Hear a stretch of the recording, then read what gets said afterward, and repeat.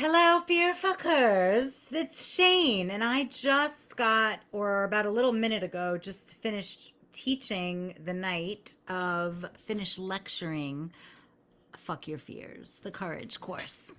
So, I want to share a little bit of inspiration that I got. My new red roses, I want to put them in the scene. So, I invite you when you're watching this on the replay to take a breath in and hold it for like 3 seconds, like this. Hold and exhale. Oh, that feels so good. Putting your shoulders on your back, holding your belly. Do it again. Breathe in, hold your belly. Blow your belly out, and then feel your belly go in. Shoulders on your back. Squeeze your shoulder blades together. What's the purpose of this right now? Speaking to all people that are aware they have fears. Speaking to you if you're aware that you have fears. There's two things that people with fears do really, really fucking well. Number one, they ask themselves really shitty questions that scare and prove the fear to be right. That's one. The second shitty thing that people with fear have learned and do really well, number one, ask shitty questions. Number two, they don't question the validity of the response to the shitty question. Type that back to me in the comments, and here's why. I teach shadow work. What that means is I am here to do the heavy lifting under the hood of your psyche, of your behavior that you do repeatedly that fucks you in the worst way possible by keeping you stuck, small, shrinking. Men and women, this happens all over the place. There are so many immature, emotional bodies running around in grown-up bodies, and I'm here to help fucking shift that. So the two things that fear fuckers, or that people with fear, letting fear win people, do really well. One, ask shitty questions. Two, believe the answers that come to their minds.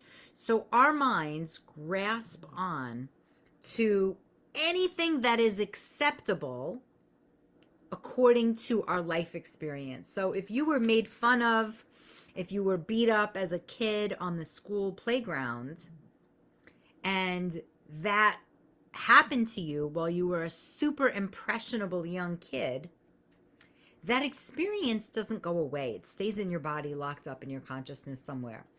If your brain saves that experience and your body saves that experience, and something similar happens to you on the playground, on the social media playground, and somebody says something that you feel like, doesn't even matter what they're doing, but you feel like it's an attack, you will have the same response that you had as a young child.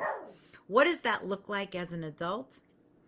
It looks like there's a cyber bully of some kind. They could just be proving their point and disagreeing with you. And you think to be a better man, you walk away. Now, it's the same thing as being beat up on the playground. It's escaping. It's avoiding. Now, to be a bigger and better man, I don't even want to say gender-wise, but just energetically, is, depending on how you look at it, I see it as avoidance.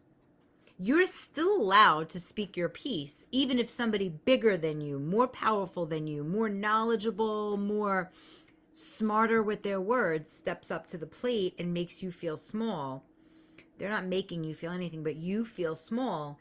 That's the kind of fear that keeps you from believing in yourself. So if you were a little kid that had a major trauma, or that had something that felt traumatic, so you didn't have any friends. Oh, can you hear me? I had the fucking headset plugged in. Whatever. I have my notes here, so in case you didn't hear me, I just had to like pour them out on paper. If you were raised and you had, what do I want to say here? If you were raised with a lack of a sense of security, like you didn't feel cool, nobody complimented you, you weren't really athletic, you kind of were creative, but you just like went with the flow, that if that carried with you as a teenager, it shows up as apprehension and anxiety. And so, whatever risk you're trying to take, it could just be speaking up, it could be asking someone on a date, it could be starting your own business. You will be riddled with apprehension and riddled with anxiety. And here's the thing, these are behaviors that, once brought into awareness, can be changed, they can shift. So, I'm so passionate about this because I have fucked so many fears and I still have so many to fuck. And my goal is that without ever saying it like this before, I always root for the underdog. I always root for I love inclusion. When I worked with kids with special needs, when I worked with students in prison, in high school, I want the fucking kid that gets thrown aside to win.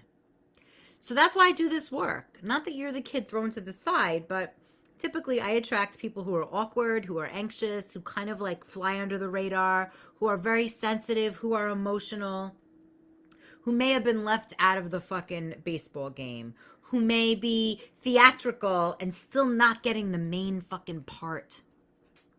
I'm talking to you because I am that person. And I have figured out sneaky fucking ways to shine. And that's what this masterclass is about. But in the meantime, if you were a teen that was raised in an unsafe emotional environment, that's where anxiety stems from. I got an accent. Just that's what.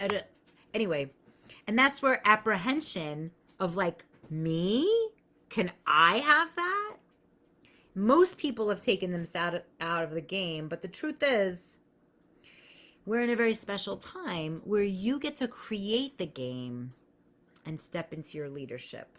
And that's, what is my dog doing? I don't know if you can see him. He's eating the air. Cooper, that's so weird. I got a special dog.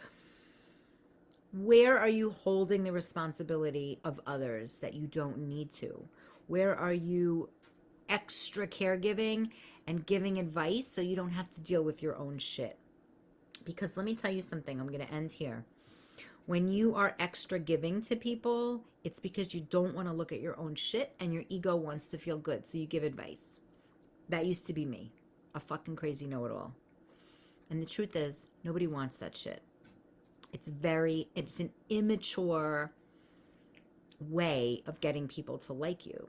Now, my whole thing was like, I want to be cool. That was my whole thing. So now when I work with people to fuck their fears, we get into the core of what coping mechanisms were created from ages 12 to 18 that really help them get away from what was uncomfortable. And when you get away from what's uncomfortable, some coping mechanism rises up. Avoidance is one of them. Number 2, people pleasing, procrastination, and that's it. Those 3 for now.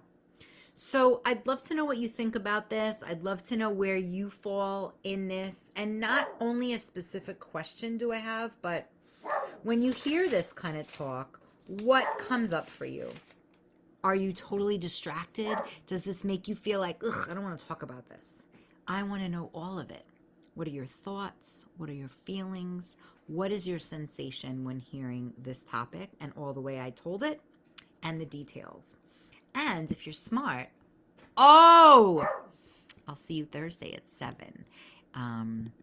Invite your friends because it's going to be a really good one. It's a new masterclass. And there's the link. All right, everybody. Have a great night. Bye.